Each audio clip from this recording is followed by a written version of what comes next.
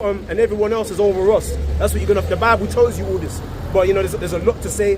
But I know you guys gotta go. So take care, man. You're Israelites here. You're Israelites here. Shalom, sis. Shalom. Take it. Oh yeah. Well, Jake, you gotta be quick, man. You gotta be snappy with it. Yeah, man. You know what I mean? You got like 2 minutes to land with them, man. Otherwise, yeah, that's it. Yeah, the Lord will give the increase, innit? Oh yeah, I remember those guys in Peckham. Where are these guys? You're too late now, man.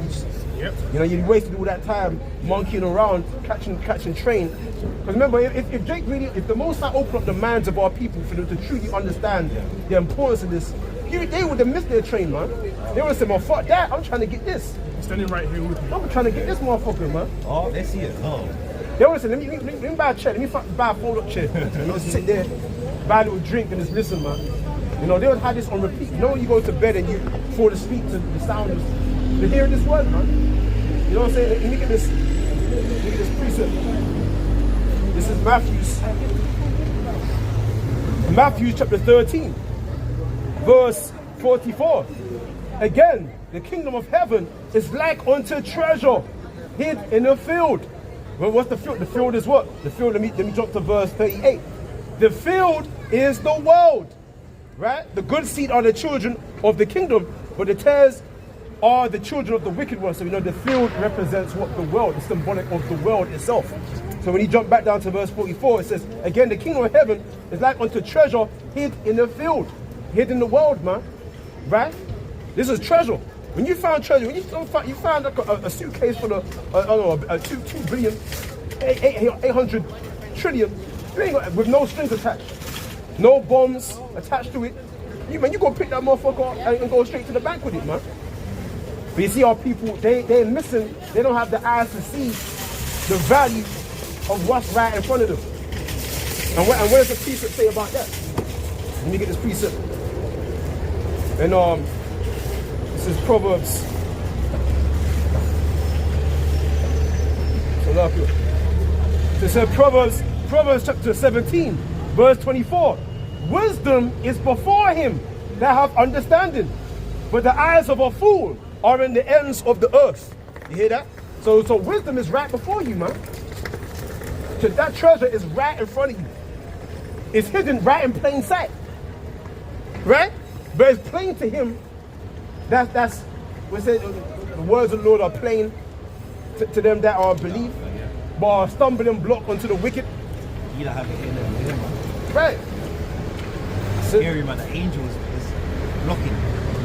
You're hearing the word. You know what I'm saying? Okay, are you crazy? I just read it. Yes, you know what I'm saying? And they don't get it. Right? But that's the answer that the Lord isn't giving them. So yes, it says, wisdom is before him that have understanding, but the eyes of a fool are in the ends of the earth. Look at these people looking for something. What are they looking for, man? It's right in front of you. But they're showing that our people are foolish. And the Bible actually tells you that. My people are foolish. That's children. Yeah. You know what I'm saying? Let me get that right now. So it says Jeremiah chapter 4, verse 22. Let me start from verse 21. And let me start from verse 19. My bowels, I am pained at my very heart. My heart maketh a noise in me. I cannot hold my peace, because thou hast heard, O my soul, the sound of the trumpet, the alarm of war. Destruction upon destruction is cried, for the whole land is spoiled. Suddenly are my tents spoiled, and my curtains in a moment. Right, talking about all the nuclear destruction that's coming. How long shall I see the standard, and hear the sound of the trumpet? For my people is foolish. They have not known me. They are such as children, and they have none understanding. They are wise to do evil, but to do good, they have no knowledge, man. See that? My people are, and you see that? The eyes of a fool. Look at the people looking for something. You're looking for treasure. The treasure is hidden right in front of you. All right? Let me get that right here. Let me get this. This is our Proverbs. So look here. This is Proverbs chapter 3, verse 13. Happy is the man that findeth wisdom. You find that treasure. And the man that getteth understanding. For the merchandise of it is better than the merchandise of silver, and the gain thereof than fine gold. She is more precious than rubies, and all the things that our canst desire are not to be compared unto her. And that's why you give it all up. You get all in exchange for this. You give it all up. Friends, family, wives, mother, children. Nothing that can compare to this. Because you can get all that on the other side, 100-fold. If you give it all up, you get all back on the other side. So don't fear to remember, your wife, your family, they all belong to the Most High. The Most High gave them to you. The Most High give it, and He take it away, man. And He can give it back. He has the power to lay it down right in front of you again. Let me read on. So it says, length of days is in her right hand, and in her left hand, riches and honor. Right? So there you go, there you have it, man. This is the true wisdom. Okay, jump back to Matthew 13, verse 44. Again, the kingdom of heaven is like unto treasure hid in a field, the which when a man hath found, he hideth, and for joy thereof goeth and selleth all that he hath, and buyeth that field. Right? You give it all up. Right? For this wisdom, knowledge, and understanding. Right? Again, the kingdom of heaven is like unto a merchantman seeking goodly pearls, who, when he had found one pearl of great price, went and sold all that he had and bought it, man. You see, there you go, there you have it. Let me get this piece of Matthew 19. Damn, I'm missing around. That shows faith. Yeah, see? Yeah. To give up everything, man, in this world, man. What's that scripture said that he that lives with life shall gain? Yeah, Matthew. yeah. Matthew 10. Matthew 10. Matthew 10.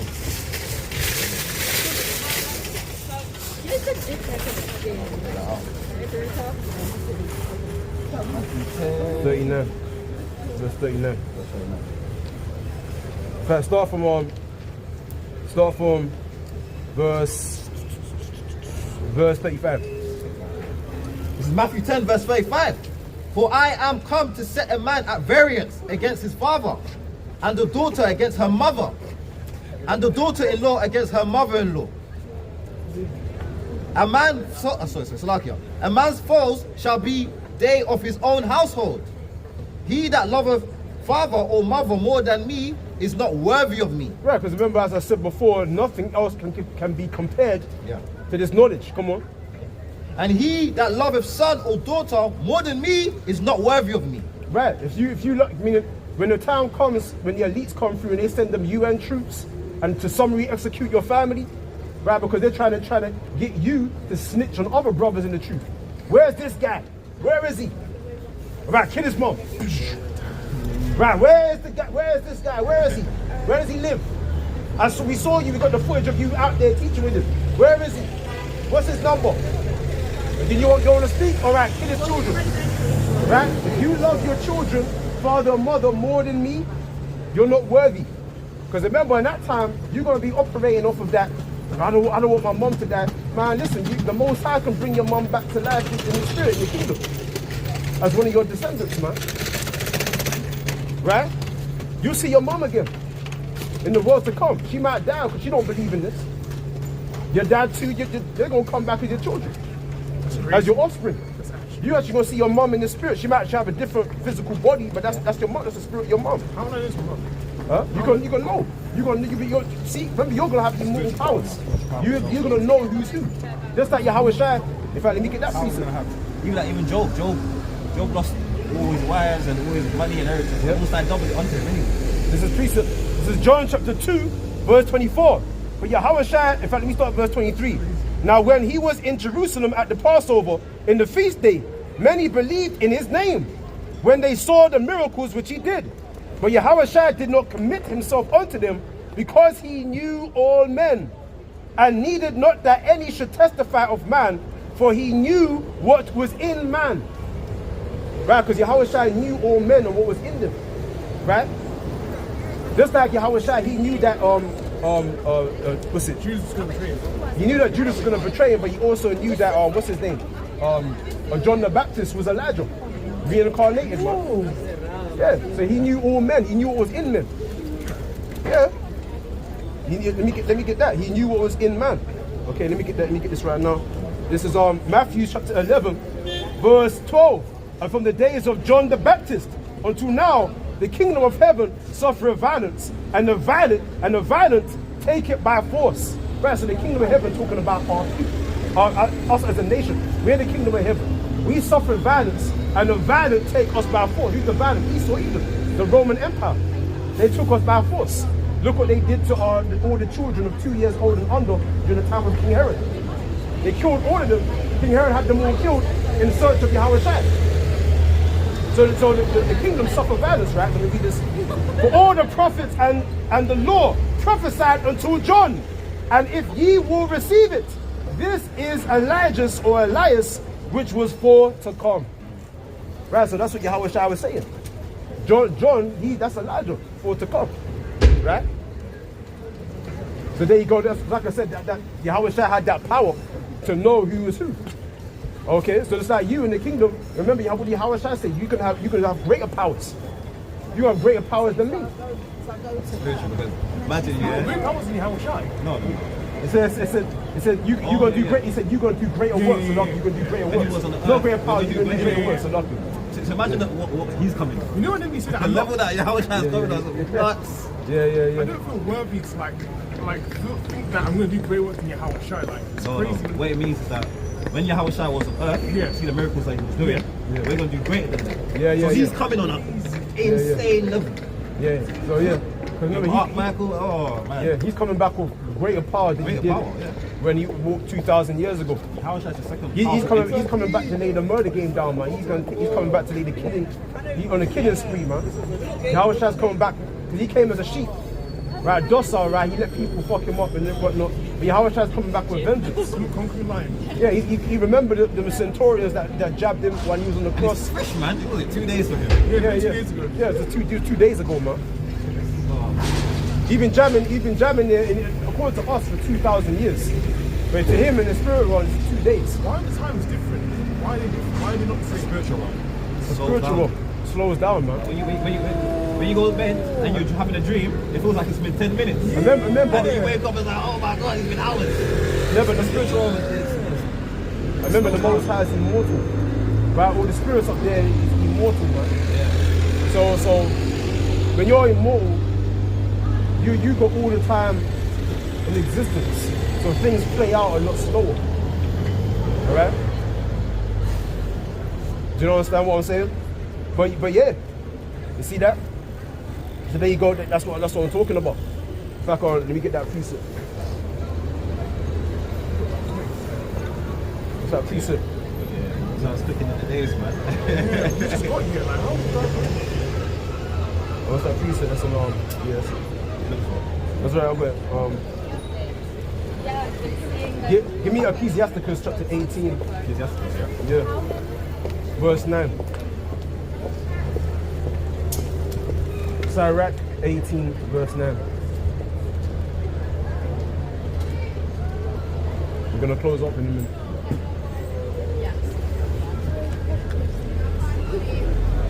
It's Ecclesiasticus 18 verse 9.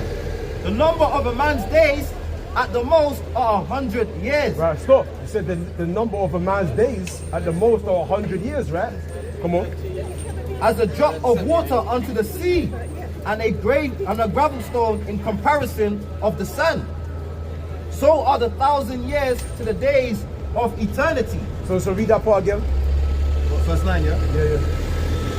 Ecclesiasticus 18 verse 9. The number of a man's days are at most 100 years. Right, come on.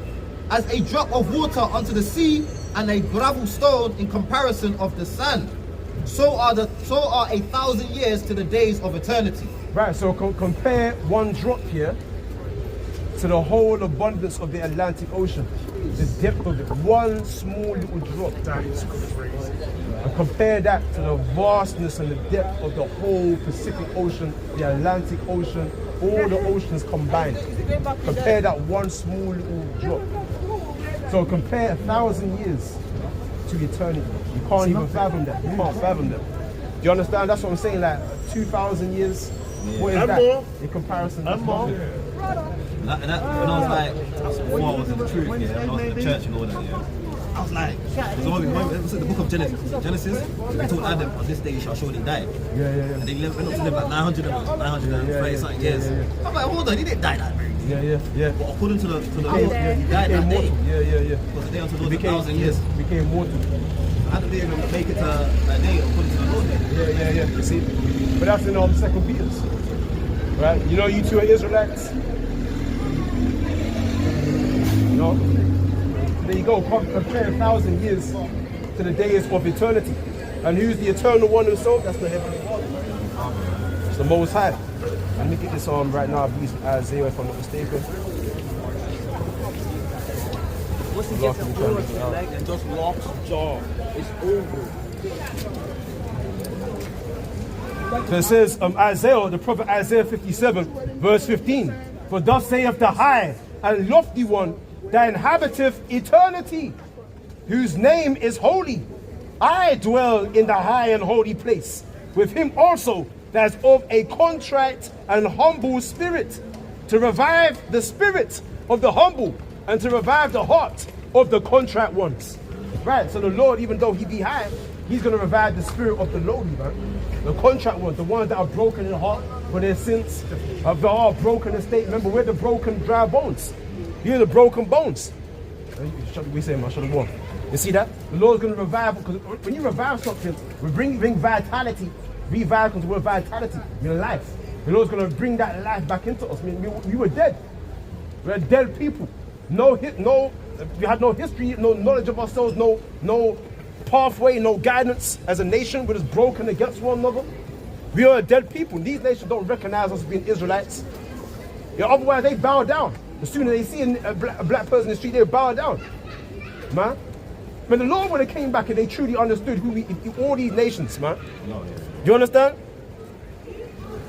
But the Lord is reviving, what do they say? Revive the contrite and humble spirit, to revive the spirit of the humble and to revive the heart of the contrite ones, man. Right, but the main point there says the lofty one that inhabiteth eternity, which is who? That's the heavenly, that's the Most High himself, man. Okay. And what's that precept? I believe it's in bear me if I think that's in Romans, if I'm not mistaken, man. Men that look for let's see, Precept? Right, there, I'll go.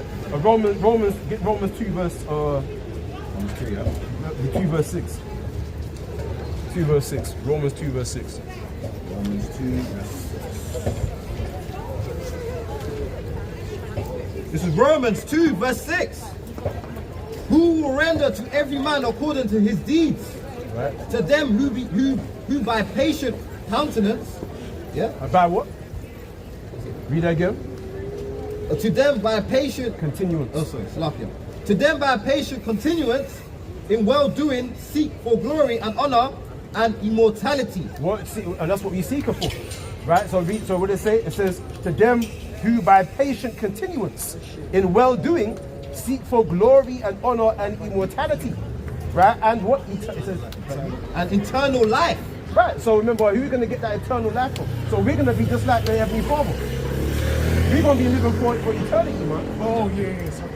1,000 years, 2,000 years pass by. That's like 2 drops. 900 centillion years. That's two small little drops.